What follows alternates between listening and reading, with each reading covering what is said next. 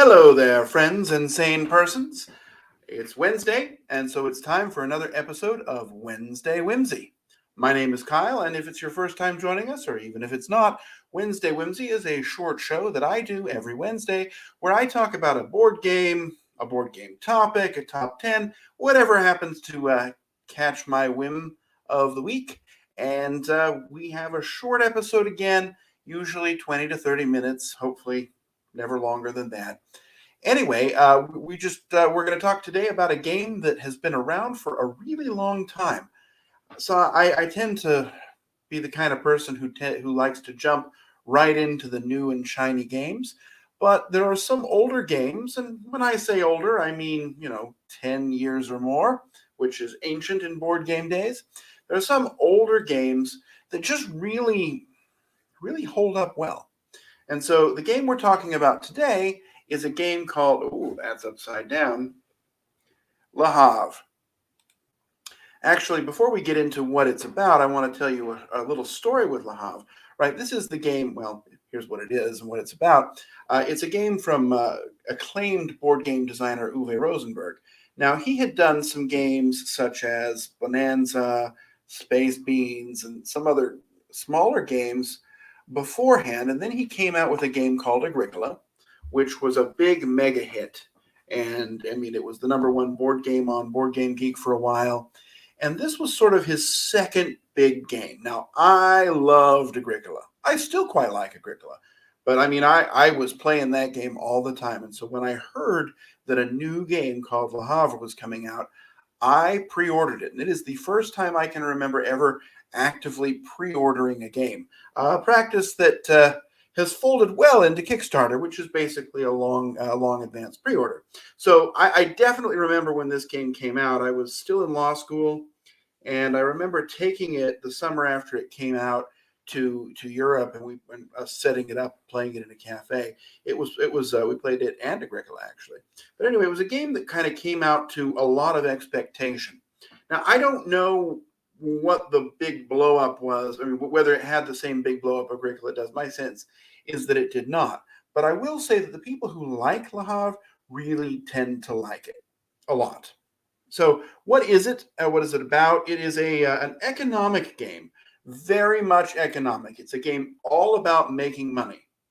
And it's sort of a worker placement game. There's a worker placement mechanism in there, although unlike other worker placement games, you only have one worker and you can never get more. So it's a single worker placement game.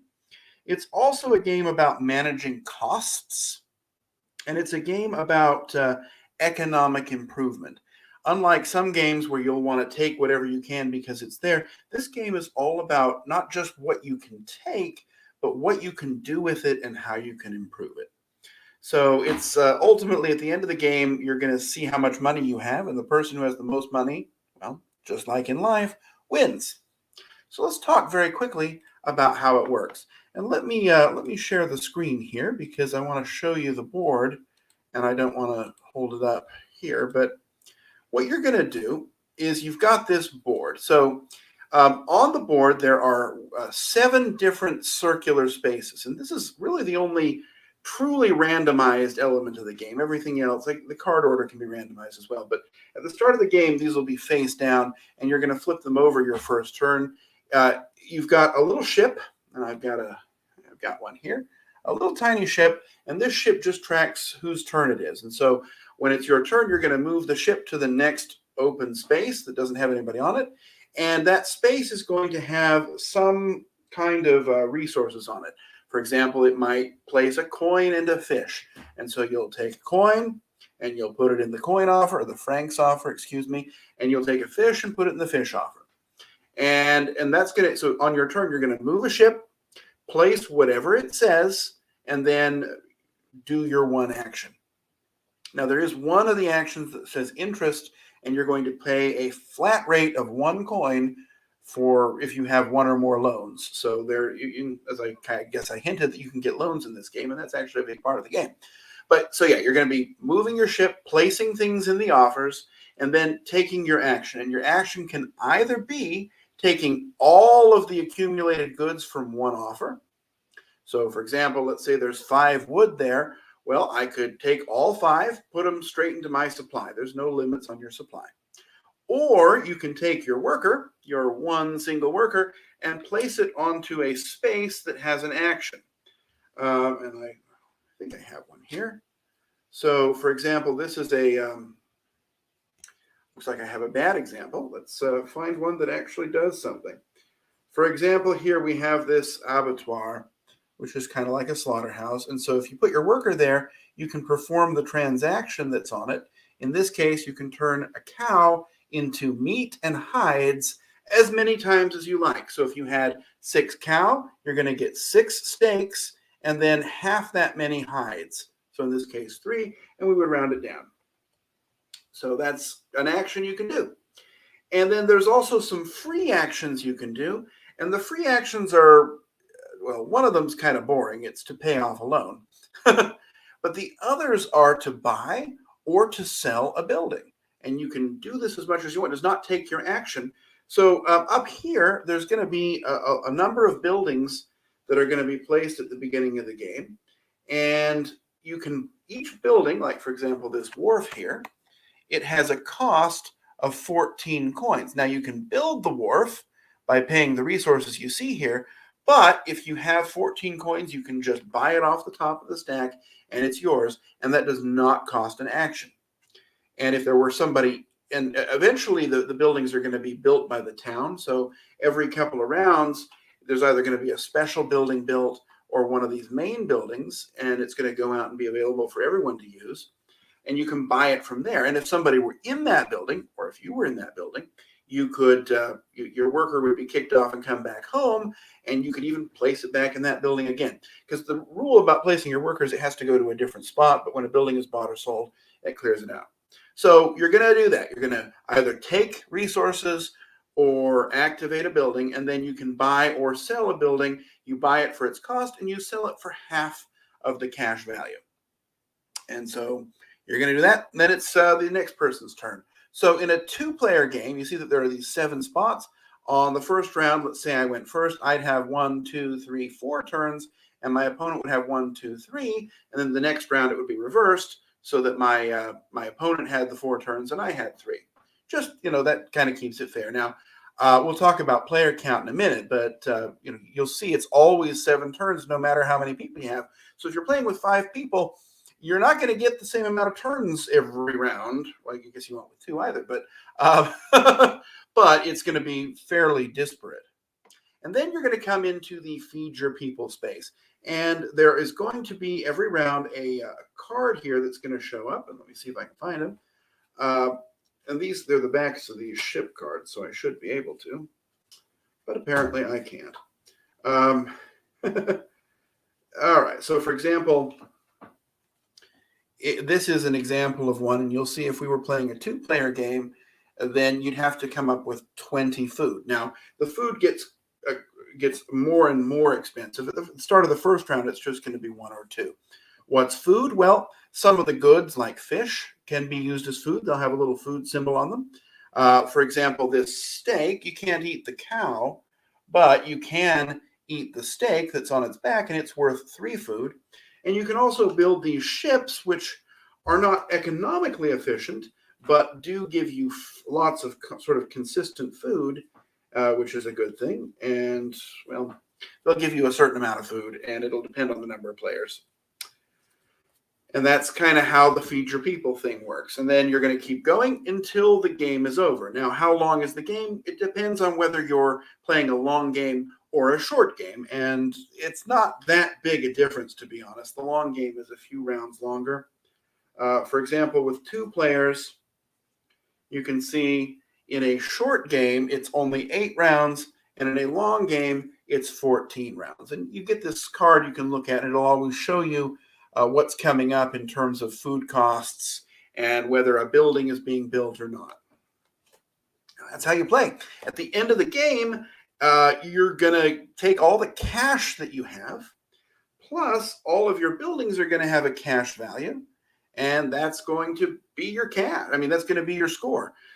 Resources are generally not worth anything, although each resource, you can't really even see it on there, but it has a tiny little value, And there's one kind of action called the shipping lane. And if you have ships, you can sell your goods, sell a certain number of goods per ship, and get cash from a standard table.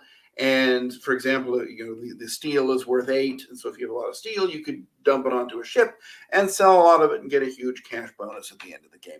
But there's not really any end-game scoring other than a couple of buildings. Some of the more expensive buildings will give you some sort of end-game scoring based upon the symbols you've collected. I'm talking about these symbols here, but those are relatively uncommon. And that's just what you're going to do. You're going to count up all your money, take the cash value of your buildings, add it together. Whoever has the most money wins. Now, I did mention a moment ago, well, a few minutes ago now, the concept of loans.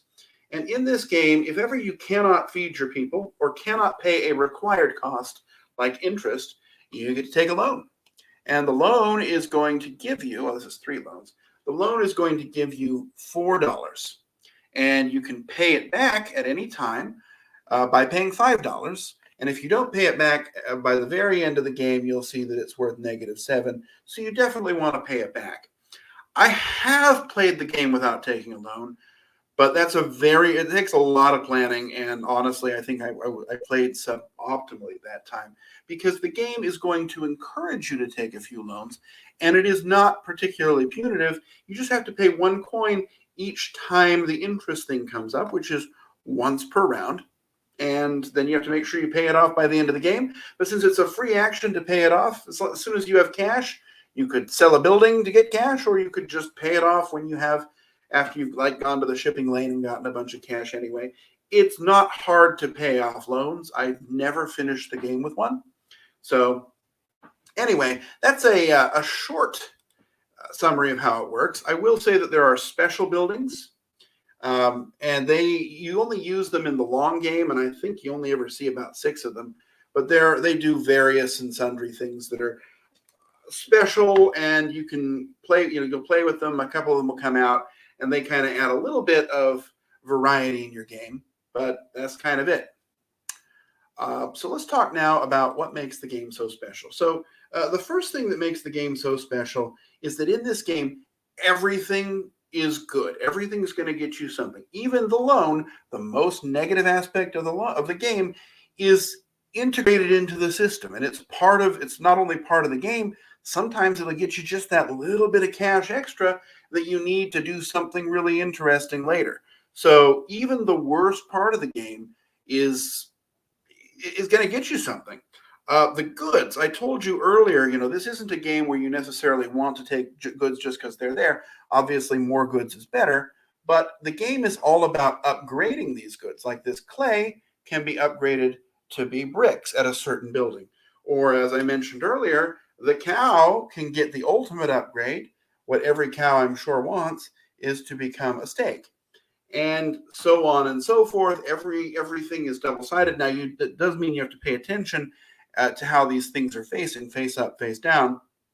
But once you've gotten used to it, you don't make that mistake again. So, upgrading the goods gets you something. Building buildings gets you something. Spending money. It's never a bad idea. Well, it's rarely a bad idea to spend money to buy a building from the town, because if the building cost me $4, it's worth $4 to me at the end of the game. I've lost nothing except the liquid cash. And there are times when, liquid cash is more or less valuable. That's going to be up to you and based on the sort of the flow of the game. But everything in this does something, and everything in it furthers your goals in the game of helping you make money. There are a second thing that's special about it, there's always a lot of good options. Although you only get a certain number of turns each round, as the game goes on, there's going to be more and more buildings that have been built by the town. I didn't mention this, but if I build a building, you can use it. There's usually a cost associated with that. So, for example, I picked up the one that doesn't have that, but here's an example. This building, you'll see that if you use it, you just have to pay me 2 food. And so you pay me 2 food. You can always use coins for food as well, but coins are more valuable generally. So, as long as you have 2 food, you can use it as long as I'm not occupying it. So there's going to be a lot of options. The game really expands. Your options do not contract They expand and expand and expand as the game goes on, which is great because it means that every turn there's a few more options than there were the turn before. I compare it almost with another game by this designer, A Feast for Odin. But in that game, there's like 60 options at the beginning of the game, and that can be overwhelming. In this one, there's only a few. There's like 3 starting buildings or 4, or a few more with more players. But there's a few starting buildings, and then it's just going to be the things that you buy and the things that other people buy or build, because you can build a building as well. And so, great, you're going to have more options as the game goes by. It can feel very satisfying because in this game you're making all these plans, and you're like, okay, I really want that building.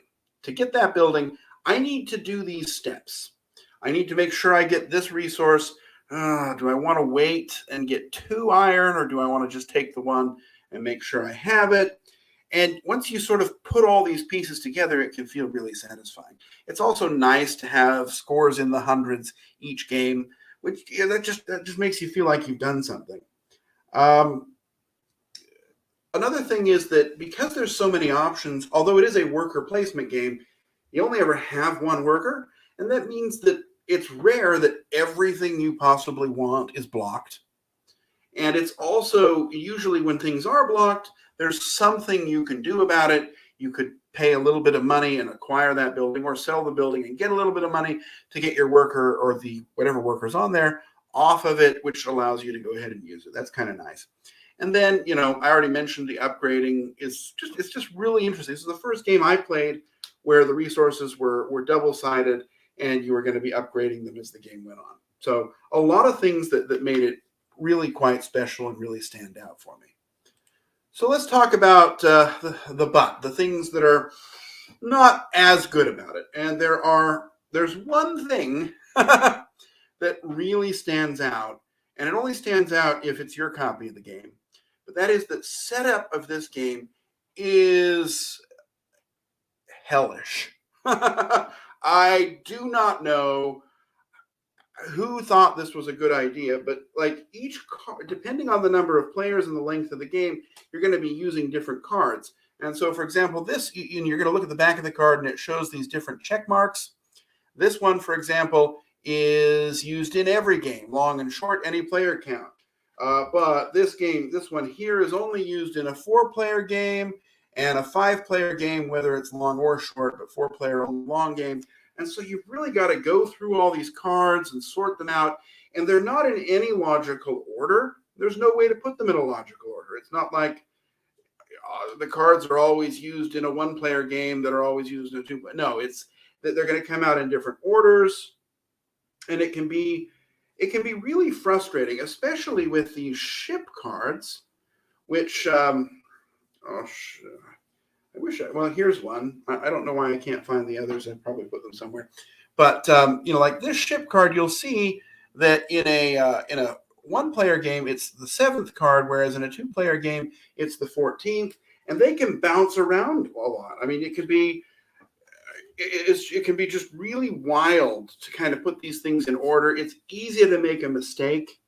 And so I really don't like setting up this game. Now, I did get on Board Game Geek, they had these nice bags which hold the resources.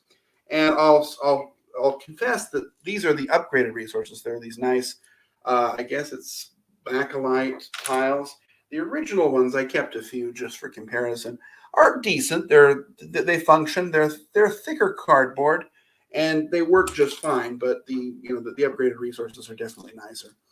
But the card setup of these decks in the game, I mean, it's critical to the game, and it's easy to make a mistake, and it's not particularly intuitive at all.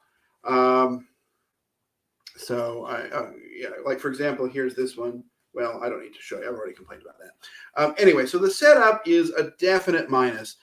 Second, but is the feed your people thing kind of started with Agricola, and this is, Agricola's younger brother, although it doesn't feel like Agricola at all. The games are compared because of their temporal proximity and because they came out by the same designer, but they're really not the same at all. But the feed your people thing, it kind of drives the game, right? A good portion of the game is making sure you've got enough smoked fish so that you don't have to suffer a huge penalty at the end of the round. And with only 7 rounds, of which you're only getting 4, sorry, with only 7 turns each round, of which you're only getting 3 or 4, you really have to plan for that. Now, getting ships is a key aspect of that, right? Because the ships are going to give you some constant food income. But it can be a little daunting, and it does, especially your first time, it can really be the focus of the game. And so players kind of feel like they're treading water rather than planning ahead and having those interesting moments that I talked about earlier. Another thing that's kind of a negative is the game has a bit of a learning curve. Although there are not very many rules, I mean, I've pretty much explained them all to you.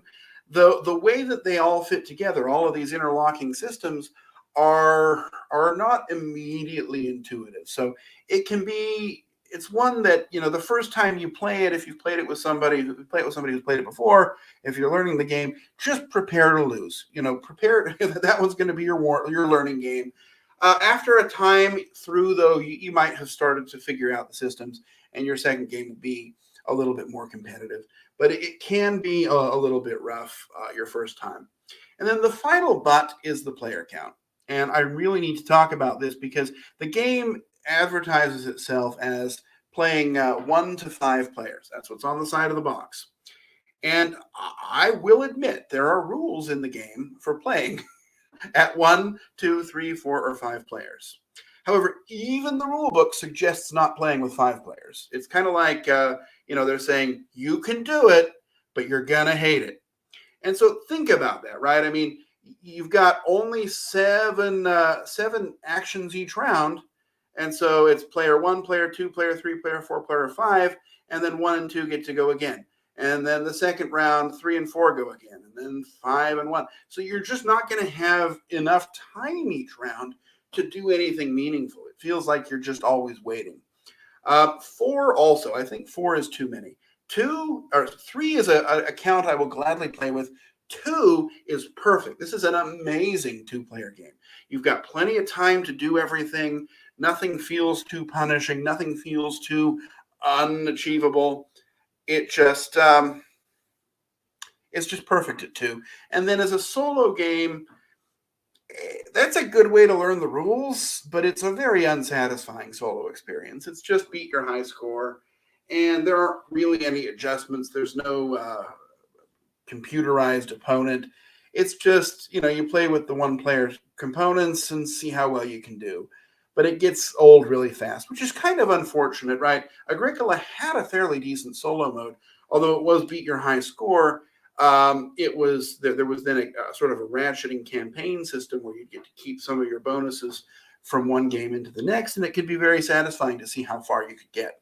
This one, don't play it. I mean, look, if you're wanting to learn it, it's a great way to figure out how everything works. But other than that, this is definitely a 2 or 3-player game. I love it at both of those, especially 2-player. Just be aware of that going in. So that's the Havre. What's my final rating? Well, I mean, this game is consistently in my top 20, sometimes even in my top 10 games of all time. So it's clearly going to be a 10 out of 10 for me. It's a game that has really aged well. I remember the first time I played it, I was not as impressed. It kind of felt like, oh, that's because I played it solo. And again, I've already said the solo experience wasn't very good. But after I started really getting into it and playing with real people, and started to figure out how everything worked together and say, okay, this game I'm going to go for this, I really started enjoying it. It's one that if I've got one person over who's into kind of heavier games, because this game isn't light and breezy. It's a fairly themeless Euro game. But if I've got somebody who's willing to play those, this is definitely one I'll bring out, especially if that person's willing to play it twice, because that second game will be much more competitive. I really like this game, 10 out of 10. I don't know if it's still even in print, right? I mean, the game's been out for a while. I know there's an app version, and so that's a good way to get into it, or if you see it at a convention. I will say it's hard to learn from the rules. The rules aren't amazing. But if you can find somebody to teach it with you and are willing to be destroyed that first time and then play it a second time, the game's definitely worth your time. I really like Le Havre. It's one that I'm always looking to play. It's one that I'm always looking to teach, and one that I'm always looking to experience, and therefore one that I highly, highly, highly recommend. 10 out of 10 Le Havre. So there we have it. That is another episode of Wednesday Whimsy in the books. I hope you enjoyed our discussion. I hope you'll consider giving Le Havre a try. And even if you don't, come back next week and we'll talk about something else. I have an idea what it will be, but we'll announce that a little bit later when we have when I've finalized it. But anyway, see you next Wednesday. And so bye bye.